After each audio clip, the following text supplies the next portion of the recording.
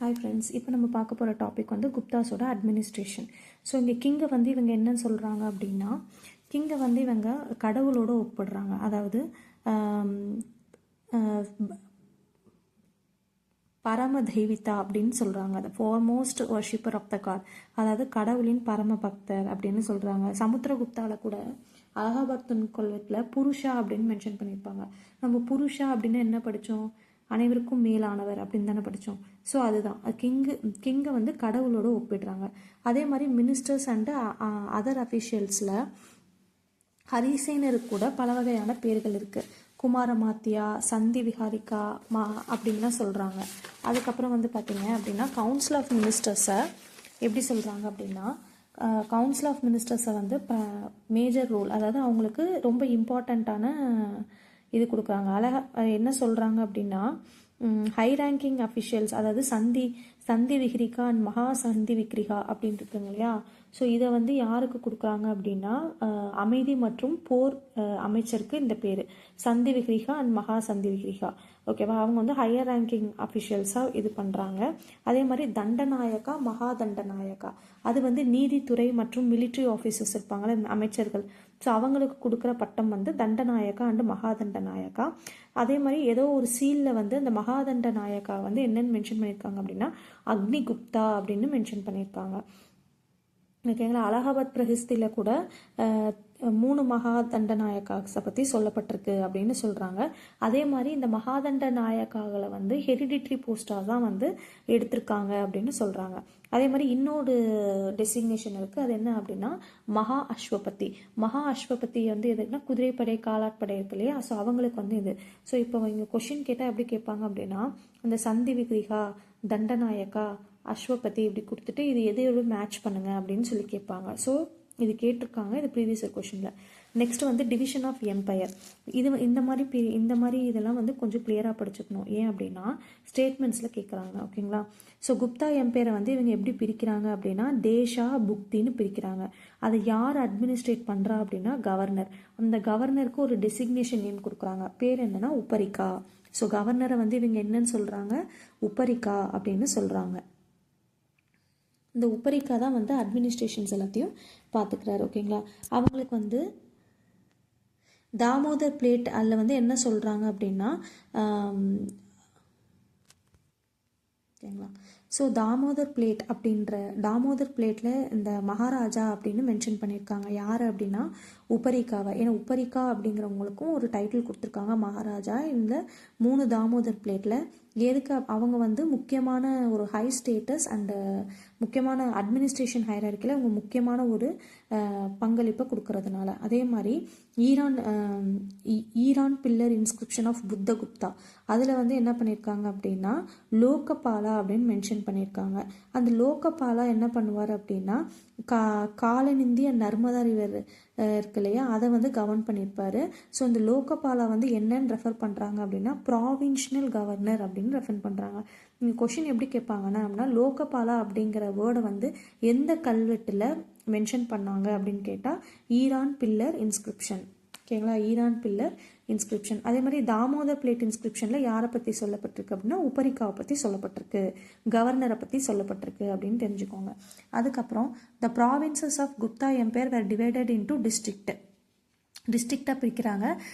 அதை வந்து என்னன்னு சொல்கிறாங்க அப்படின்னா விஷயாஸ் அப்படின்னு சொல்கிறாங்க. அதை ரூல் பண்ணுறவர் யார் அப்படின்னா விஷயபதி. ஓகேங்களா? கவர்னர். ஓகேங்களா? கவர்னர் வராரு. Desai புக்திஸை control பண்ணுறவர் governor. அதை வந்து பிரிக்கிறாங்க, டிஸ்ட்ரிக்டாக பிரிக்கிறாங்க. அது விஷயாஸ்ன்னு சொல்கிறாங்க. அதை ரூல் பண்ணுறவர் யார் அப்படின்னா விஷயபதி. ஓகேங்களா? அதுக்கடுத்து அட்மினிஸ்ட்ரேட்டிவ் யூனிட்ஸ் பிலோ டிஸ்ட்ரிக்ட் லெவலில் இவங்க என்ன பண்ணுறாங்க அப்படின்னு பார்ப்போம். இங்கே தாமோதர் காப்பர் பிளேட் இருக்கு இல்லையா, அந்த புத்தகுப்தா அதில் வந்து என்ன சொல்கிறாங்க அப்படின்னா அஷ்டகுல அதிகர்ணா அப்படின்னு சொல்கிறாங்க. A board of 8 members. It's headed by Mahattara. இங்கே மகாத்ரா அப்படின்னா it is a range of meanings including village elder, village headman and head of a family community. So இங்கே வந்து என்ன கேட்பாங்க அப்படின்னா அஷ்டகுல அதிகாரணா அப்படிங்கிறது வந்து எந்த கல்வெட்டில் சொல்லப்பட்டிருக்கு அப்படின்னு கேட்பாங்க. ஸோ தாமோதர் காப்பர் பிளேட் ஓகேங்களா, தாமோதர் காப்பர் பிளேட்டில் சொல்லப்பட்டிருக்கு.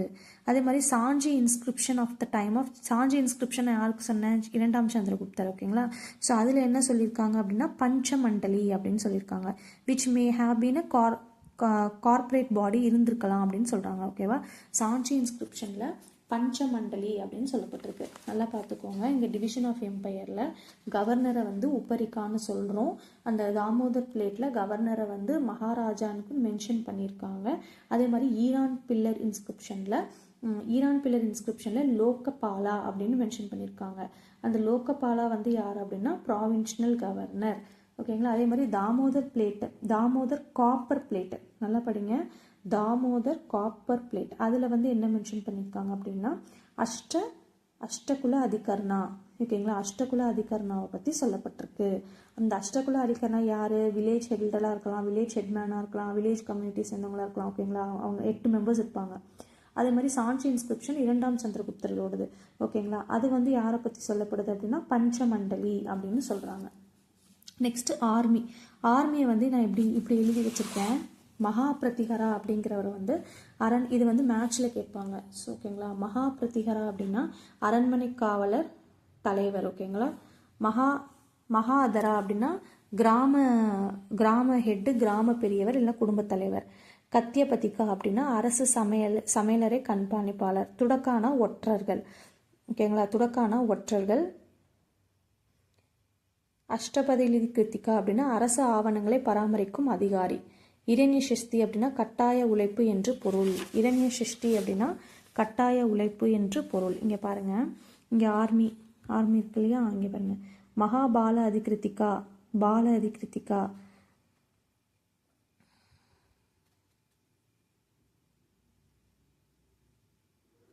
இங்கே இருக்கு பாருங்க, மகா பிரதிகரா அப்படின்னா அரண்மனை காவலர். ஒற்றர் அப்படின்னா துடக்கா அப்படின்னா ஒற்றர். Ayuktas were another grade of high ranking officials. இங்கே மகா பிரதிகரா. காதியபதிகா அப்படிங்கிறது superintendent of royal kitchen. So அதுதான் இங்கே நான் இப்படி எழுதியிருக்கேன். ஓகேங்களா, காதியபதிகரா அரசு சமையலறை கண்காணிப்பாளர். ஸோ இது நல்லா பார்த்துக்கோங்க, இது மேட்ச்சில் கேட்டிருக்காங்க. அடுத்து எக்கனாமிக் கண்டிஷன் எப்படி இருந்துச்சுன்னு பார்ப்போம். நீதிசாரா அப்படிங்கிறது Kamandaka. Nitisara written by Kamandaka. It is a text like Arthashastra. ஓகேங்களா, ராயல் ரெக்கார்ட்ஸை எல்லாம் பாதுகாப்பவர் யார் அப்படின்னா அக்ஷபதிலதி கிருத்திகா. ஓகேங்களா, இரண்யசிஷ்டி அப்படின்னா ஃபோர்ஸ்ட் லேபர். ஓகேங்களா, இரண்யசிஷ்டி அப்படின்னா ஃபோர்ஸ்ட் லேபர். அஷ்டகரி கிருத்திகா அப்படிங்கிறது கீப்பர் ஆஃப் ராயல் ரெக்கார்ட்ஸ். அதான் இங்கே எழுதியிருக்கேன். அஷ்டபதி கிருத்திகா அரசு ஆவணங்களை பராமரிக்கும் அதிகாரி. ஓகேங்களா, அடுத்து அக்ரிகல்ச்சர் அண்டு அகேரியன் ஸ்ட்ரக்சர். இங்கே வந்து என்ன சொல்கிறாங்க அப்படின்னா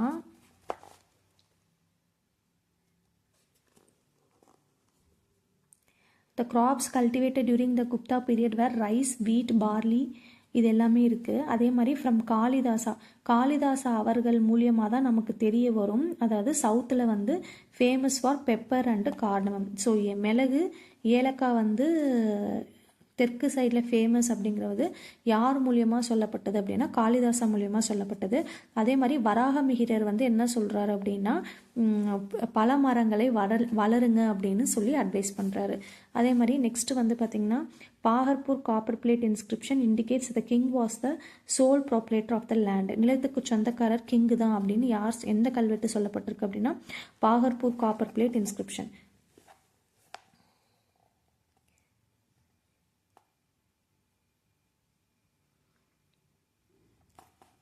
அதே மாதிரி இது கேட்டிருக்காங்க. ஷேஸ்திரானா கல்டிவேட்டட் லேண்ட், கிலானா வேஸ்ட் லேண்ட், அப்ரஹதானா ஜங்கிள், வஸ்தினா ஹேபிட்டபிள் லேண்ட், கபடசாரானா பாஸ்டரல் லேண்ட், மேய்ச்சல் நிலம், பாஸ்டரல் லேண்டுன்னு சொல்லுவாங்க. ஓகேங்களா, அடுத்து டிஃப்ரெண்ட் லேண்ட் ஆஃப் டென்யூஸ்.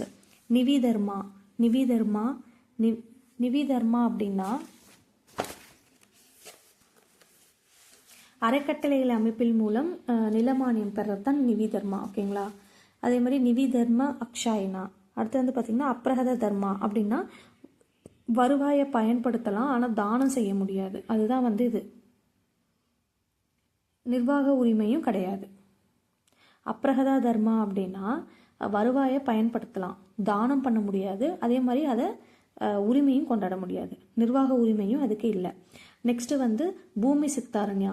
பூமி சித்தாரண்யா சாகுபடி நிலமாக மாற்றும் உரிமை இருக்கு, சாகுபடி நிலமாக மாற்றும் உரிமை இருக்கு.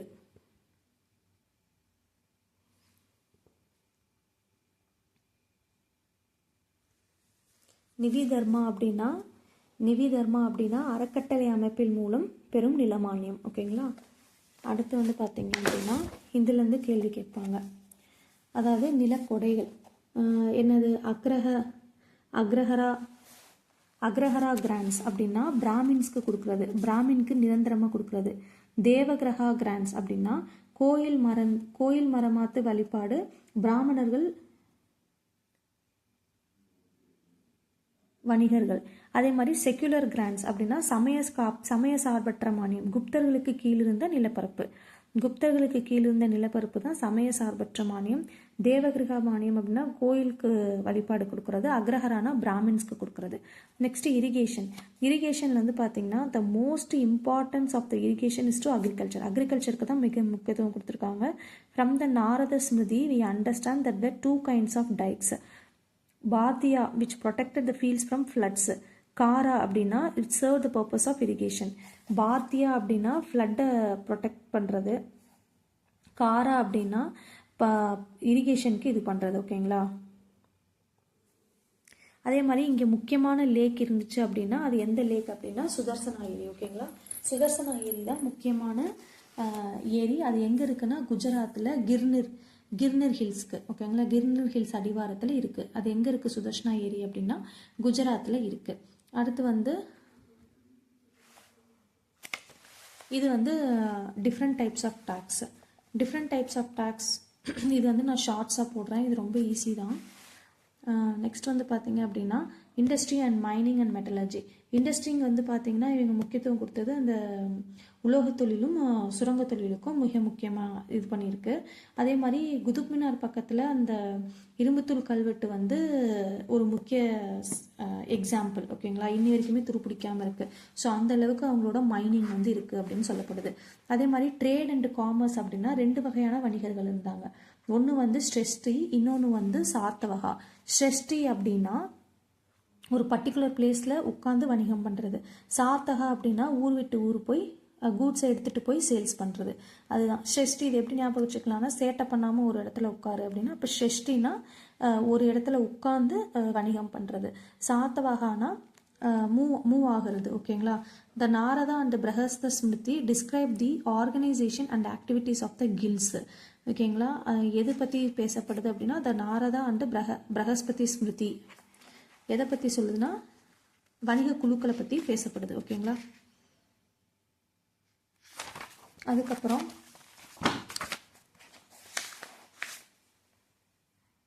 அதே மாதிரி அந்த வணிகத்தை பற்றி பேசும்போது கண்டிப்பாக போர்ட் இருக்கும் இல்லையா. ஸோ வந்து அங்கே என்ன கிழக்கு சைடு மேற்கு சைடு வந்து என்ன போர்ட் இருந்தது அப்படின்றத பார்க்கலாம். ஸோ கிழக்கு சைடு வந்து பார்த்தீங்க அப்படின்னா கல்யாண், சௌஹல் போர்ட், மங்காரவுத், சலோபட்னா, நலோபட்னா, பண்டோபட்னா அப்படிங்கிற கோஸ்டெல்லாம் வந்து இருந்துச்சு. ஆனால் வந்து பாகியான் வந்து என்ன சொல்கிறாரு அப்படின்னா பெங்கால், அதாவது ஈஸ்ட் சைடு வந்து ரொம்ப இம்பார்ட்டன்ட் போர்ட் வந்து எதுவாக இருந்துச்சு அப்படின்னா தாமிரலப்தி தான் இருந்துச்சு அப்படிங்கிற இது ப்ரீவியஸ் கொஸ்டினில் கேட்டிருக்காங்க. ஓகேங்களா. தாமிரலப்தி.